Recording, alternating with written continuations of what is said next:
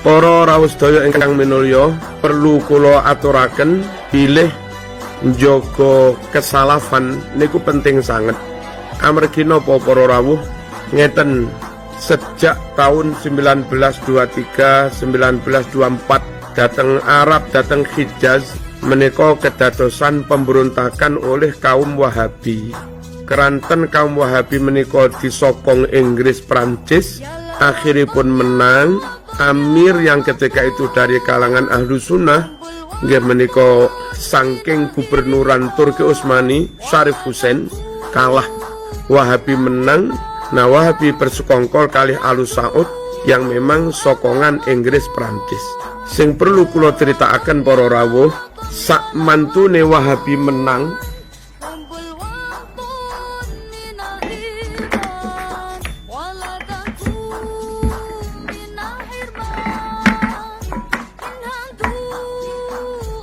Nah, menika kitab alit judulipun An-Nusus Al-Islamiyah fi Raddi ala Madhabil Wahabiyah, dipun serat kalian Kiai Muhammad Fakih Mas Kumambang Gresik.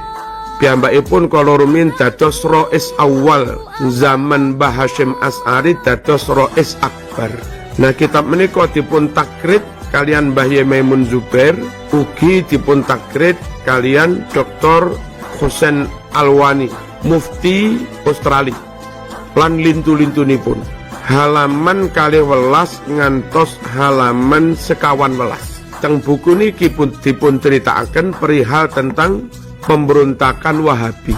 Yang halaman 12 dipun dawuhaken bilih pendiri Wahabi Muhammad bin Abdul Wahhab menika berguru kepada Jeffrey Hamper, sang intelijen mata-mata dari kerajaan Inggris yang agamanya Yahudi.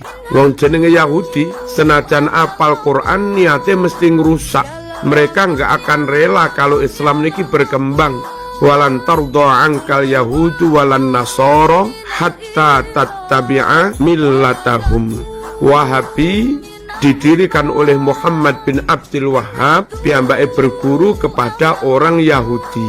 Terus walhasil setelah pemberontakan menang dan Wahabi koyo ngono kuwi, akhiripun satu, mereka menggusur, meratakan rata dengan tanah semua makam sahabat, semua makam syuhada, semua makam ulama. Ngantos sakniki kita niki kangelan goleki makame Siti Aisyah teng pundi, goleki makame Sidina Utsman teng pundi, goleki makame Abdurrahman bin Auf teng pundi, madosi makame Abu Hurairah teng pundi, madosi makame Ibnu Umar teng pundi, makame Ibnu Abbas teng pundi. Kangelan sedang teng makam syuhada Uhud menawi panjenengan umroh atau haji terus ziarah ke syuhada Uhud. Di sana dipageri, terus ada beberapa batu dari 70 makam yang ada di kompleks syuhada Uhud. Kita nggak tahu mana yang makamnya Sidina Hamzah, mana makamnya yang lain-lain. Kita mboten sumer para rawuh. Nah, itu yang dilakukan Wahabi, menggusur makam para sahabat, menggusur makam para ulama dan para wali. Bukan hanya menggusur, ulama yang masih hidup dibunuh. Memiliki halaman 12 sampai 13, banyak hafid Quran dibunuh, banyak muslim dibunuh, banyak ulama dibunuh. Lalu kitab-kitab yang ketika itu dimiliki ulama-ulama mereka rampas.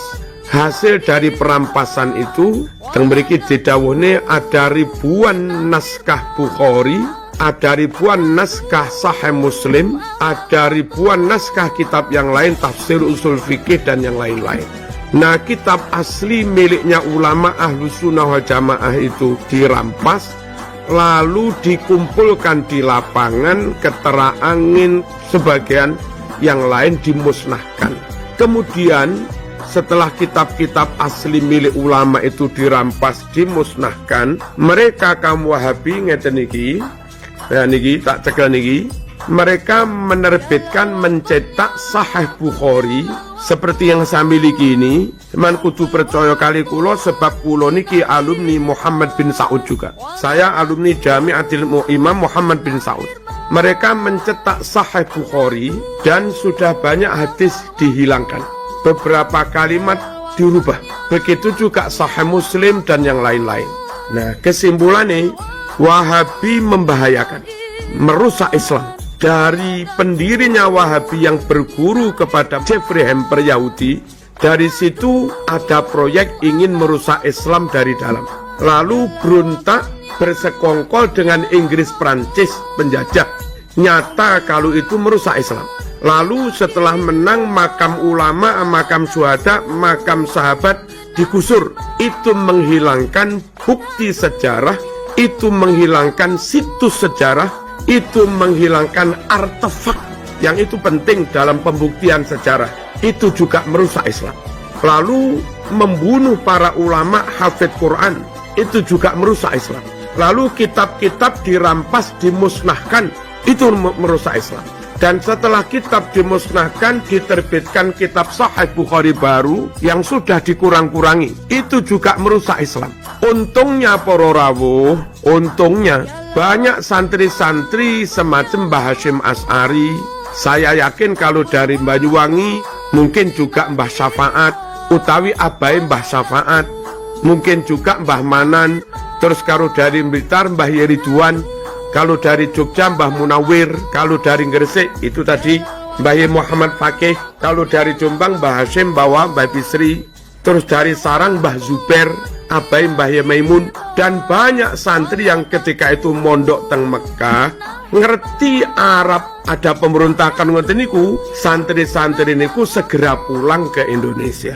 Pulang membawa kitab Sahih Bukhari, pulang membawa kitab Ihya, pulang membawa kitab Ibnu Katsir, pulang membawa kitab-kitab yang lain. Nah, yang perlu kaum santri memahami, ketika kitab-kitab yang asli itu di Arab dulu dimusnahkan, Allah selamatkan kitab-kitab yang asli itu lewat para santri yang ketika itu mondok teng Arab, diselamatkan, dibawa pulang ke Indonesia.